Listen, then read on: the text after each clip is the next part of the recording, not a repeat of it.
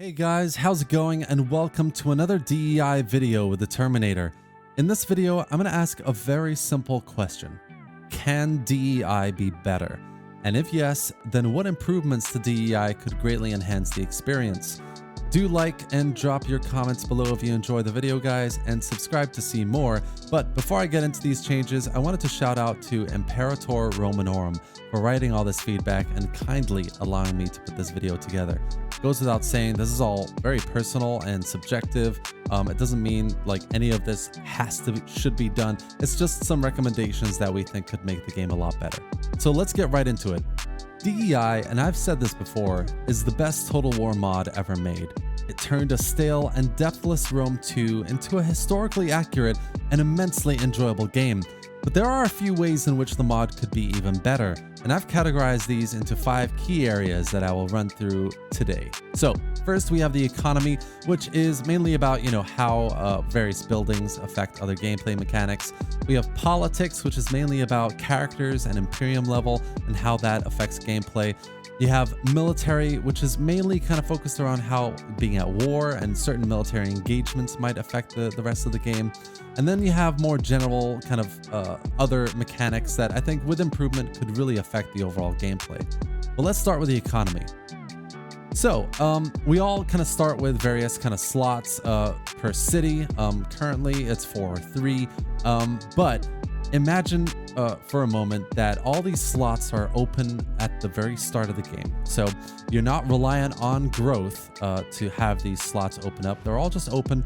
The only thing you're relying on really is how much gold you have and kind of your own intuition and strategy about whether you can sustain new buildings in the long term, whether public order or even food will have a negative effect.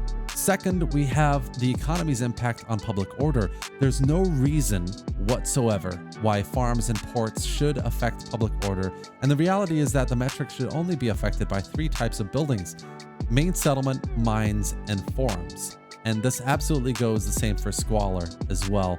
But, I think kind of refining these into these key buildings would really help this relationship. Finally, and this is more of a historical accuracy point of view, and I'm totally aware that it would take a lot of time and energy to implement, but what would be amazing is if certain cities came with certain buildings right at the start. So let's take Athens, for example. If Athens came with the port of Piraeus, which is historically true and important even today, or academias, theaters, or even a mine to export marble, that would make the experience even more engaging and immersive and historically accurate. So that's something that would greatly improve the gameplay. Next, we have politics. Characters have far too many traits and skills. I guarantee that at any given time, you're really only investing in 3 to 5 different skills or traits that haven't, you're mainly looking at empire maintenance. You're looking at whether a general is being militarily effective while being kind of a leader to the empire. So there are only a few things you're really looking at. There are far too many options, far too many effects that characters have overall. So trimming these down would go a long way. The next thing here is Imperium level. Imperium level should have more positive effects. That isn't to say that the bigger the empire is, the more kind of negative things happen to it. It's just more of a case of, especially on very hard and legendary, no matter whether you have plus 100 positive relations with everyone, you're always going to be declared war on. So it just means that Imperium level just helps you along a little bit in the game and the mod. Finally, agent recruitment shouldn't really be a thing at the start of a campaign. I think it really should come into play after Imperium level 3 or 4. Having no agents at the start allows for more challenging gameplay for the player, as you don't have the ability to see through fog of war, prepare for battles, ambushes become a thing again, and the AI can't spam you, which is always a major win in my book. Next up, we have military changes. So these are mainly focused on making military engagements, battles smaller and more important. So the changes are less armies and less navies.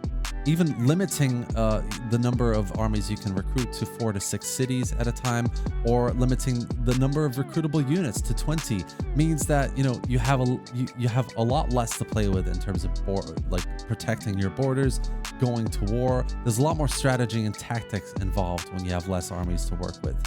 And the last point here in terms of military is that City garrisons need to be smaller. It's not accurate or fair for a city to have a garrison of plus 1,000 men and make sieges a big pain in the ass rather than being an enjoyable experience.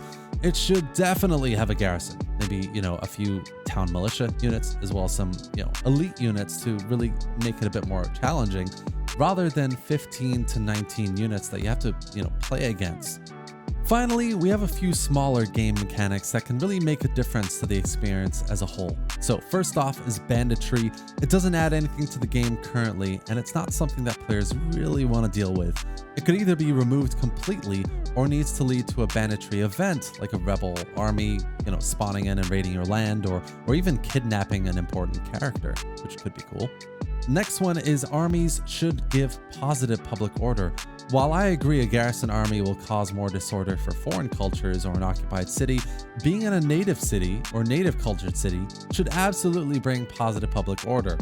And then next we have regions that could be more resource specific and historically accurate based on that. So giving the example of Egypt here, Egypt was the granary of the Roman Empire, and as such, it should have a bonus to producing food. Finally, we have warfare and how, specific military engagements should have a direct impact on the empire as a whole. So, if you auto-resolve, if you win a battle and it was a heroic victory, then there's no reason why, as an empire, you could suddenly experience a positive public order for the next 5 turns, rejoicing at how massive a victory that was against your enemies. We all know after a certain point, guys, that Total War campaigns are a cakewalk.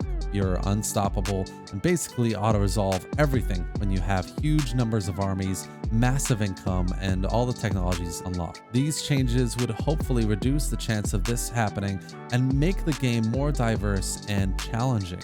That's it for today, guys. I hope you enjoyed the video, and if you did, drop a like and your thoughts below. Do you agree with these kind of recommendations, suggestions? Are there any that you don't agree with, or are there any that you think are missing? Drop your thoughts in the comment section below. Let's have a discussion about it. But thanks for watching, guys, and absolutely subscribe to the channel to see more Total War content, more DEI content, and I will see you next time.